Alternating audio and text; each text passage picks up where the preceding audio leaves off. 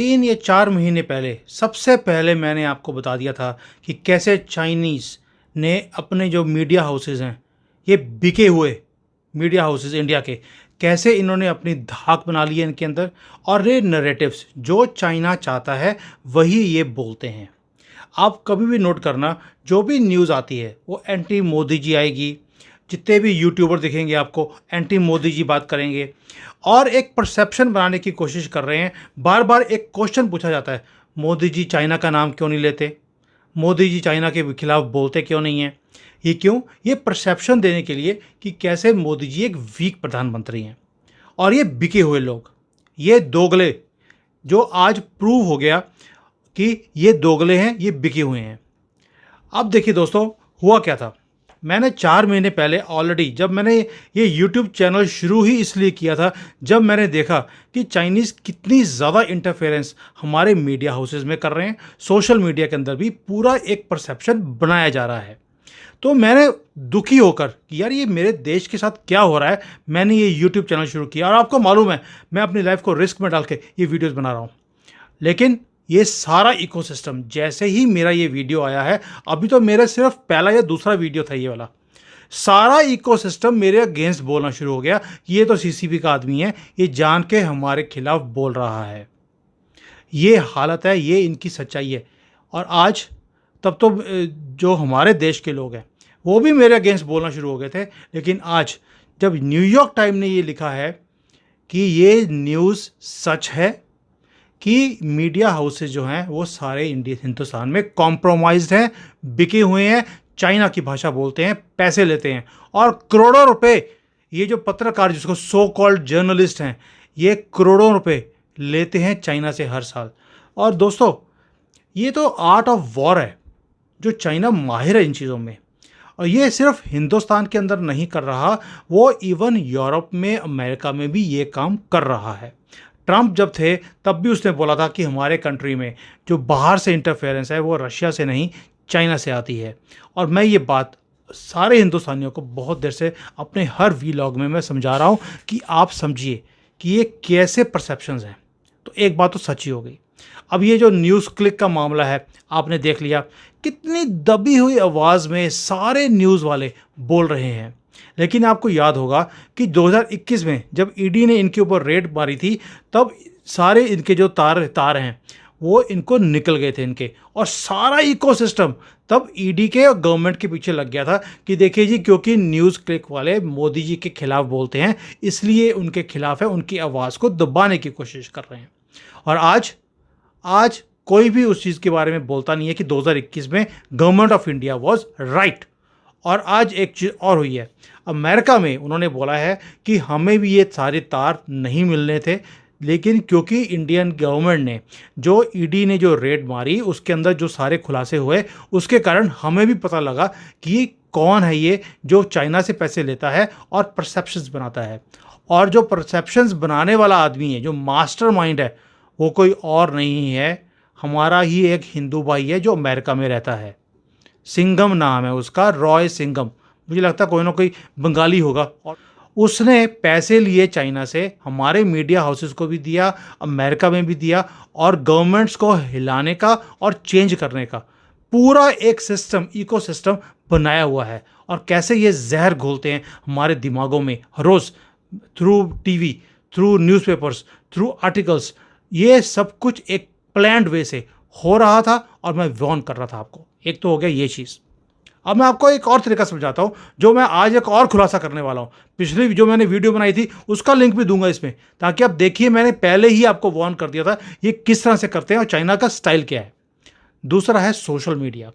दोस्तों आप देखिए, पहले तो उन्होंने न्यूज़पेपर पकड़ लिए, दूसरा उन्होंने क्या किया, जो सोशल मीडिया है, क्योंकि जो प्रोपागेंडा है उस पर कम्युनिस्ट लोग बहुत आगे हैं। आपको याद होगा जब बंगाल के अंदर इलेक्शंस होने थे, तब एक बात शुरू हुई थी कि मोदी जी ने आरबीआई के 30 लाख करोड़ निकाल के हजम करने की पूरी प्लानिंग कर ली है। इतना उसको वायरल किया गया कि पूरे देश में लोगों ने गालियां निकालनी शुरू कर दी बीजेपी को, क्योंकि वेरीफाई तो को करता नहीं है। और जब इलेक्शंस बंगाल में ख़त्म हो गए उसके बाद पता लगा मैं Mamata Banerjee was the one जिसने ये चीज़ शुरू करी थी, उसको वायरल किया गया और मोदी जी वहाँ पर हार गए थे लोकल इलेक्शंस को। तो ये प्रोपेगेंडा चाइनीज़ बहुत ही अच्छी तरह से यूज़ करना जानते हैं। अभी आप देखिए रिसेंटली आप किसी भी पॉलिटिकल पार्टी का, आप आम आदमी पार्टी का ले लीजिए, वैसे तो कांग्रेस का देखेंगे आपको समझ आ जाएगा वो परसेप्शंस कैसे बना रहे हैं कि कैसे उनके जो बड़े पप्पू जी थे वो कितने ज़बरदस्त थे। वो राजीव गांधी की, इंदिरा गांधी की, मनमोहन सिंह की किसी की बात नहीं करते, राहुल गांधी की तो बात करते ही नहीं हो क्योंकि उनको मालूम है कि भाई मुंह के बल गिरेंगे। वो जवाहरलाल नेहरू कितने ज़बरदस्त है, मोदी जी कितने वीक प्रधानमंत्री हैं, उनकी औकात कुछ भी नहीं है, ना हिंदुस्तान में ना बाहर। आप इनका हैंडल देखिए, ट्विटर हैंडल है, फेसबुक है, सारा ये परसेप्शंस बनाए जा रहे हैं 2024 से पहले ताकि लोगों के दिमाग में आए कि ये बेकार आदमी है, इसको निकाल के बाहर फेंको। और सबसे बढ़िया आदमी जो इस देश के लिए है वो है राहुल गांधी उर्फ राहुल विज्जी उर्फ राहुल खान। उसको लाया जाए और मोदी जी को हटाया जाए। क्यों? क्योंकि जैसे ये आएगा तो 2008 में जैसा ये एग्रीमेंट चाइना से करके आया था, राजीव गांधी फाउंडेशन में पैसे लेकर रिश्वत ली इन्होंने और देश का सौदा कराए।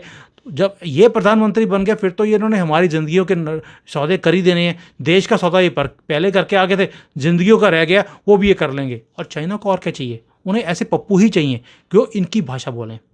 मीडिया हाउसेस देख लिया आपने, सोशल मीडिया मैंने बता दिया आपको, तीसरा जो था वो था पॉलिटिकल पार्टीज भी इनकी भाषा बोलती है क्योंकि पैसे लेते हैं ये लोग। अब आखिरी भी मैं आपको दाव बताता हूँ चाइना का दाव क्या होता है। आपने देखा मैं आपको वीडियोस के अंदर जहाँ पर चाइना की कोई चीज़ ठीक है मैं बताता हूँ आपको, साथ में ये भी बताता हूँ कि कैसे हम इंडिया में इन चीज़ों को इम्प्लीमेंट करके हम अपनी इकोनॉमी को बढ़ा सकते हैं।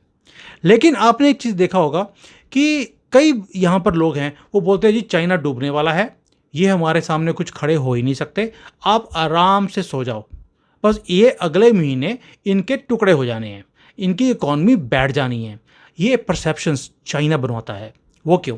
क्योंकि आपको याद होगा 1962 के अंदर भी ये था, परसेप्शन थी कि चाइना बहुत वीक है, हिंदुस्तान बहुत तेज़ी से आगे निकल रहा है। जवाहरलाल नेहरू ने ये परसेप्शन बनाया था, तब भी चाइना ही ये परसेप्शन बना रहा था और हमारे लोग आराम से सो गए और रात के अंधेरे में हमारी पीठ पर हिंदी चीनी भाई भाई बोलकर छुरा घोंपा गया। वही काम दोबारा से अब हो रहा है भारत के अंदर कि जी इनकी इकॉनमी डूब गई है, इनकी मिलिट्री बेकार है, ये हमारा मुकाबला नहीं कर सकते, ये ताकि भारत के लोग आराम से सो जाएं। ऐसा परसेप्शन बार बार एक ही चीज़ को दोहरा दोहरा कर दिखाया जा रहा है। अब दूसरा भी दिखाता हूँ मैं आपको। एक तो हो गया चाइना का परसेप्शन, दूसरा है अब आप कभी नोट करना, जब भी पाकिस्तान ने डायलॉग करने की बात करी हमारे साथ कि जी हम मुज़ाकरात करना चाहते हैं आपके साथ, हम ट्रेड शुरू करना चाहते हैं, जैसे ही इन्होंने ये बातें करी उन्होंने उसी वक्त पैरेलली अपने भारत के ऊपर, हमारे ऊपर अटैक करने का भी प्लानिंग पैरेलली बना लिया था। हम डायलॉग की तरफ लगे रहे, उन्होंने फिर दोबारा से पीठ पर छुरा घोंपने की कोशिश करी जो कि मुसलमानों का स्टाइल है। तो अब देखिए दोबारा से वही टाइम आ रहा है, शहबाज शरीफ दोबारा से डायलॉग की बातें कर रहा है मोदी जी के साथ कि आप बातें करिए, let us resolve the Kashmir issue, let us resolve trade issues और तरक्की की बातें करें। दैट मीन्स पैरेलली उनका दोबारा से हमारे ऊपर अटैक करने का प्लानिंग बन गई है। लेकिन हमारे देश में हमारे यूट्यूबर्स, हमारा मीडिया दोबारा से यही बातें कर रहा है, पाकिस्तान तो टुकड़े होने वाले हैं, पाकिस्तान ख़त्म होने वाला है, ये हमारे सामने खड़ा नहीं हो सकता, हम कभी भी पीओके ले सकते हैं।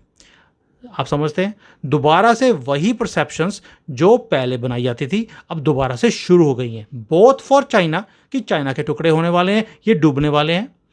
पाकिस्तान के टुकड़े तो इन्होंने मतलब कितने टुकड़े कर भी दिए ऑलरेडी यूट्यूब के ऊपर, और हमारे सामने अब कोई नहीं खड़ा हो सकता, हम अखंड भारत बनाएंगे।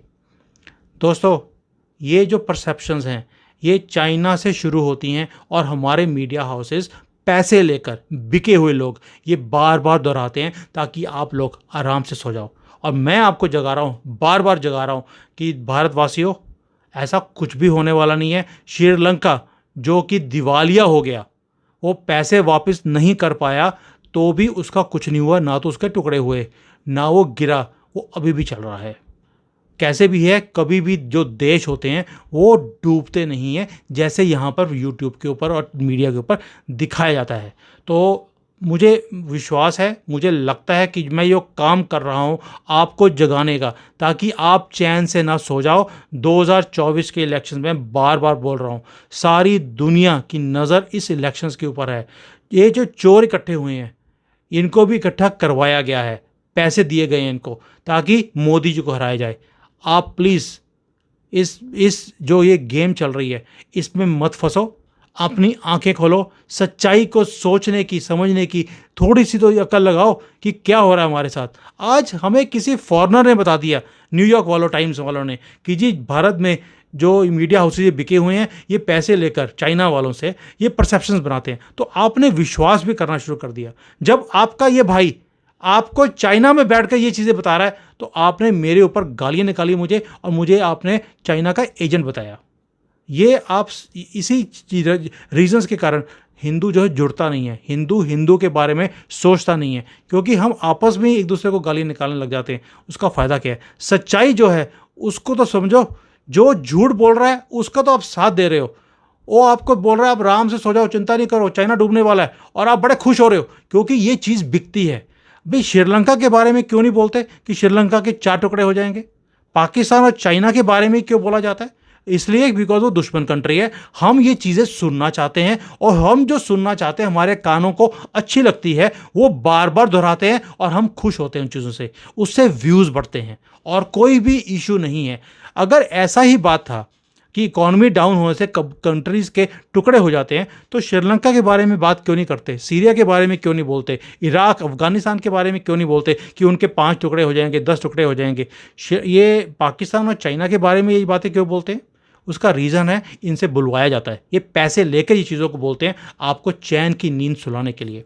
सो दोस्तों, मेरा फ़र्ज़ था आपको बताना कि मुझे खुशी भी इस बात की और मुझे दुख भी है।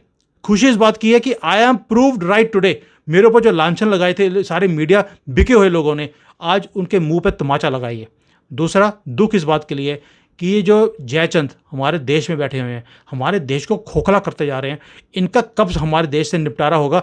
मुझे इस बात की, मुझे ये है कि कब हो इनका, I don't know what to say, कि इनको कैसे ख़त्म किया जाए ताकि हमारा देश तरक्की करे और इन जो इनकी गेम्स है